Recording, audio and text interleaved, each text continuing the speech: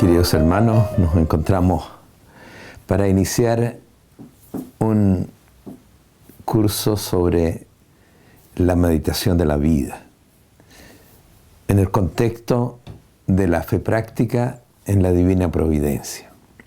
Es un tema central, vital, que creo vale la pena en realidad profundizarlo, y es lo que quiero hacer ahora con ustedes, para que juntos podamos asumir todavía con mucho más fuerza ese legado, ese camino de espiritualidad que nos dejó el Padre Quéntenes y que nosotros estamos llamados a entregarle a la Iglesia. Yo creo que el Padre Quéntenes cambió, yo diría, en 180 grados la óptica, el horizonte en el cual se movía la espiritualidad cristiana desde siglos, por lo menos desde San Agustín, 15 siglos. El Padre Quéntenes, fíjense que, no sé si ustedes han pensado lo atrevido que son esas afirmaciones que hace él ya en 1929, cuando se bendice la Casa de la Alianza, la Casa del Movimiento, ahí nació el movimiento junto al santuario. Decía él, se recuerdan, a la sombra del santuario se van a codecidir por siglos los destinos de la Iglesia y del mundo. Bastante utópico, ¿no es cierto? Sobre todo en el momento en que estaba, o sea, no es el Schoenstatt de ahora, ni mucho menos. ¿Ah? Y él dice una cosa tan increíble que a mí me llamó la atención también cuando un grupo de obispos lo visitó en Schoenstatt, cuando él había regresado, ¿no es cierto?, de Milwaukee, y les habla exactamente de eso. ¿Eh? Nombra la frase y se las explica. Bueno, y 20 años después dice algo muy semejante. Creemos que desde este lugar, 31 de mayo de 1949, ¿no? Creemos que desde este lugar hemos sido llamados para ejercer desde ahora, no son la frase exacta, pero en el sentido exacto, sí, ejercer una influencia de gran importancia en los destinos de la Iglesia de Occidente, a ejercer una influencia más poderosa, dice el Padre, en los destinos de la Iglesia de Occidente. Bueno, es utópico el Padre. ¿Por qué dice esto? Es un sueño que tuvo, ¿no?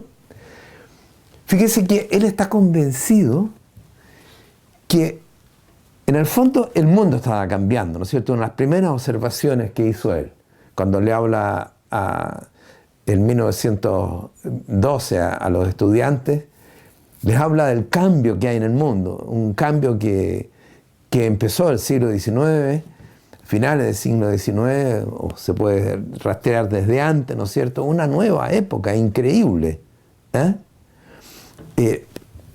Vamos a meternos un poquito en esto porque creo que si no tenemos el marco general y entramos directamente a la meditación de la vida, no vamos a captar todo lo que el Padre Quéntenes piensa y quiere e hizo en esta línea. El Padre se da cuenta que la espiritualidad que ha reinado durante siglos en la Iglesia, la espiritualidad tradicional, tiene que cambiar. Porque el mundo cambia radicalmente. Y esta espiritualidad está hecha para otra época. Espiritualidad siempre suponen que hay algo común, ¿no es cierto? Es ortodoxo, pero son acentuaciones, como San Francisco, una acentuación, San Ignacio, otra. Y él cree que trae otra acentuación, pero que cambia radicalmente las cosas. ¿Por qué? ¿Qué reinó en los siglos pasados? Una espiritualidad que se llamó de la huida del mundo. ¿Qué quería decir eso? Solo Dios basta. Nada te turbe, nada te espante, solo Dios basta. Y si yo quiero ser santo, y una cantidad enorme de gente fue santo por ese camino, Tú tienes que dejar el mundo. Tienes que dejar la familia, el matrimonio, los hijos, el trabajo, el dinero, la política. Tienes que dejar todo este mundo que te atrapa. Y es un mundo donde reina el pecado.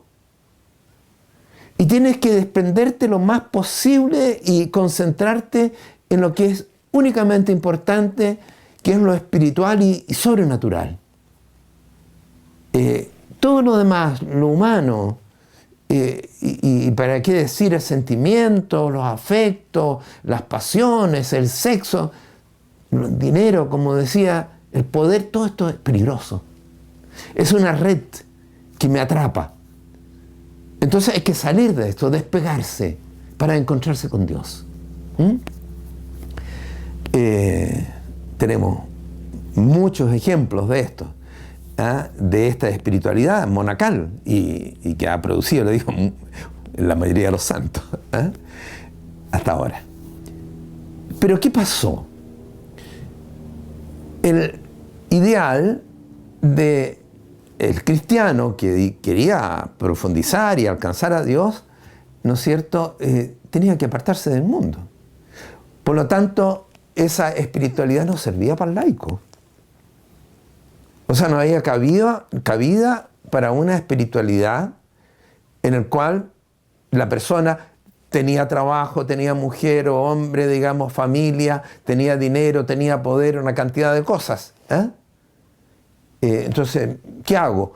Me acerco lo más posible a ¿se acuerdan ustedes? Salieron las órdenes terceras, ¿no es cierto? Lo más posible. Y algunos laicos que habían pertenecido ya, cuando morían, ¿no es cierto?, se vestían del hábito de tal comunidad o tal comunidad. ¿Y qué pasó a la larga? Se fue dando un cambio, yo creo que podríamos decir a partir del Renacimiento, de una época así, teocéntrica, o sea, centrada en lo esencial, por así decir, en Dios, desprendiéndose de todo lo humano. Esta espiritualidad empezó a cambiar el mundo y el hombre cayó en la cuenta de la importancia del hombre, de la importancia de lo que hay aquí en la tierra y del poder que tiene el hombre. Empieza una época que la hemos llamado, ¿no es cierto?, antropocéntrica, centrada en el hombre. Y eso va caminando a lo largo de la historia. Viene la Revolución Francesa, no vamos a reproducir toda la trayectoria, pero es solamente recordar algunas cosas. Viene después la diosa razón, ¿no es cierto?, el iluminismo, el racionalismo, el laicismo, y después, por último, los descubrimientos y descubrimientos de la técnica. Viene el final del siglo XIX, ¿no es cierto?, una explosión del mundo, cambia radicalmente, tiene instrumentos para actuar como nunca en el mundo, como nunca lo había tenido. Y se empieza a desarrollar la ciencia, la técnica, la economía, el trabajo, todo, la diversión, todo lo que es el mundo sin Dios. ¿Por qué? Porque el laico, para ser cristiano y consecuente, tenía que, bueno, ir a la iglesia, ¿no es cierto?, practicar, asistir a la misa, los sacramentos, y después era la vida, después era lo otro. En un ambiente más o menos cristiano eso funcionó, pero después, ya cuando la cosa se puso dura y ya el ambiente cristiano desapareció, entonces se produjo lo que llama el padre Quien, tiene una separación radical entre fe y vida. Tengo religiosidad, tengo costumbres religiosas, prácticas religiosas, una moral, pero ya mi fe no plasma la vida. Mi vida de familia, mi vida de trabajo, mi vida política, mi vida de gobierno, nada. Y eso llega a un extremo, en el siglo XX, ¿no es cierto?, con el marxismo, donde ya la cosa es declarada, esta nueva cultura es del hombre, como decía Marx, el cielo se lo dejamos a los gorriones y a las viejas, ¿no es cierto?, y declara la religión es el opio del pueblo. ¿eh? Y por otro lado, tenemos nosotros el laicismo, el liberalismo, que, ¿cuál es la máxima? Business is business, los negocios son un negocio. Que no me venga a hablar de la iglesia, de qué tengo que hacer aquí o acá. Los negocios son un negocio.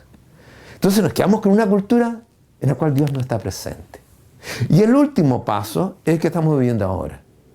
Que haya Dios, no haya Dios, no importa. El marxismo peleaba contra Dios, ¿no es cierto? Era un ateísmo militante. ¿Y a quién se preocupa de eso? No importa. Si los que hacen la historia, los que determinan el dinero, el poder, qué sé yo, pero Dios, bueno, si quieres creer, crees, no importa, da lo mismo. Es irrelevante. Dios desaparece del mapa. Es indiferente el hombre frente a eso. Si alguien quiere creer, que crea. ¿Se fijan? En ese contexto, el padre Kentenich mira esto visionariamente, proféticamente, dice, hay otro tipo de cristiano. Y eso implica otra espiritualidad. Y por eso él, cuando se da cuenta de lo que Dios le ha dado y va viendo, digamos, dice, lo que yo estoy viviendo, lo que yo estoy proponiendo es una novedad que cambia siglos, en siglos, la perspectiva. ¿Cómo veo yo el mundo? ¿Como un antro de peligros? ¿Una red? No, es una creación de Dios. Es una criatura de Dios. Es una imagen de Dios. ¿Cómo conozco yo? Lo conozco por su creación. Lo conozco por las personas con las cuales me encuentro. ¿Cómo amo a Dios yo? Lo amo acá, amando a esta gente. Y en ellos descubro a Dios. Y en ellos le respondo a Dios. Justo lo contrario. El padre Kentenich evidentemente está consciente de que la naturaleza está herida, pero no está corrompida, como llegó a pensar Lutero, ¿no es cierto? Ya en forma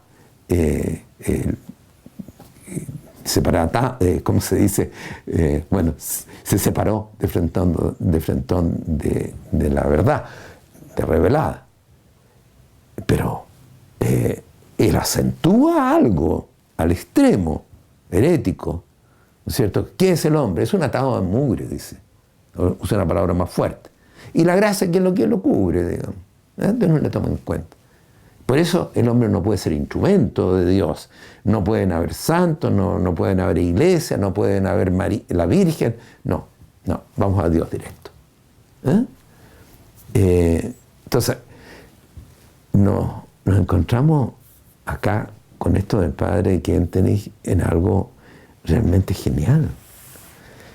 Él abre el campo a una espiritualidad laical, netamente laical, en el mundo, en medio del mundo. Un conocer y amar a Dios a través de lo creado. Y desde lo creado ir a Dios y de Dios ir a lo creado. Entonces, es otra visión, lo que trae a consecuencia otra espiritualidad y otra pedagogía de la fe. Por eso él podía decir, a la sombra del santuario se van a codecidir. O estamos llamados a ejercer una poderosa influencia en los destinos de la iglesia. Fíjense que al comienzo del siglo XX empieza a darse este cambio. Ya la iglesia empiezan a surgir, ¿no es cierto?, los primeros intentos de una santidad en medio del mundo. La santidad del trabajo, por ejemplo, el Opus Dei, ¿no es cierto? Los primeros también que habla de una santidad en el trabajo, una consagración a Dios en el mundo. Y empieza a ver también espiritualmente, se habla de la sacramentalidad del momento, de encontrar a Dios en la calle, digamos, etc. Y eso va madurando dentro de la iglesia. El padre Kentenich no es un ser extraño, ¿no es cierto? Es alguien que está en un plan de Dios y el Espíritu Santo está actuando por todos lados, como le pasó a San Ignacio también.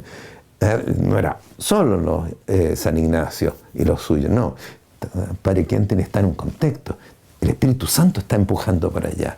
Lo que pasa es que se da cuenta, lo que me da a mí como carisma, da justo respuesta a eso que estamos viendo que Dios quiere. ¿Mm? Y así surge este regalo inmenso y tarea que tenemos de entregar a la Iglesia una nueva espiritualidad. ¿En qué consiste? ¿Qué hace? ¿Qué acentúa el Padre Quinto? Así como San Francisco acentúa, ¿no es cierto?, la pobreza. ¿Qué acentúa el Padre Quinto?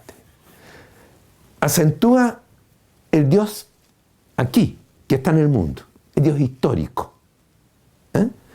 Un Dios no simplemente que está allá, que yo con la cabeza lo capto, con la voluntad trato de hacer lo que Él quiere, ¿no es cierto?, los mandamientos, y que le rindo homenaje en la liturgia o hago ciertas prácticas. No. Dios está también en la vida. Dios está en lo típico que conocen ustedes. ¿Dónde está? ¿Dónde encontramos a Dios? En la Biblia, en la Eucaristía, en la oración, etc. Y en la vida. Su especialidad es esa. Descubre a un Dios presente aquí, donde las papas queman. Y un Dios, dice, que es Padre. Ese Dios revelado de Cristo Jesús, que intervino, que está interviniendo y que va a intervenir en la historia, en mi historia personal, en nuestra historia del mundo, de la Iglesia, ese Dios es Padre, poderoso, sabio, misericordioso. Y ese Dios, además, quiere valerse de mí para crear y redimir. O sea, ese Dios que está y que interviene, me llama, me toma en cuenta y me dice: quiero que tú cooperes en mi obra creadora y redentora. Este Dios bueno, poderoso, me toma en cuenta a mí, nos toma en cuenta a nosotros, quiere hacer historia con nosotros. ¿Se ve que otra óptica? Eso es lo que el Padre Quintín acentúa, yo diría, en el plano dogmático. Pero en el plano de la espiritualidad o de la fe o de la vida de la fe, ¿qué acentúa él? Lo que llamó, ¿no es cierto?, llamamos fe práctica en la divina providencia. O sea, desarrolla una espiritualidad que nos capacita a nosotros para descubrir a este Dios que interviene en el mundo, que está en mi casa, que está en mi taller, que está en todo lo que hago yo, o que no está si yo no lo dejo actuar. Y ahí empieza a darse, ¿no es cierto?, en Padre Kentenich, la experiencia desde temprano, diría yo tengo que buscar lo que Dios quiere. ¿Cómo lo busco? ¿Cómo lo hago? ¿Qué instrumento me da Dios? ¿Cómo practico la fe? Bueno, vamos a hacer aquí una pausa porque esto se alarga mucho, ¿no es cierto? Bueno, ustedes si es que han llegado hasta aquí ahora y tienen ánimo a hacer una pausa o otro día, ven la segunda parte de esta primera sesión.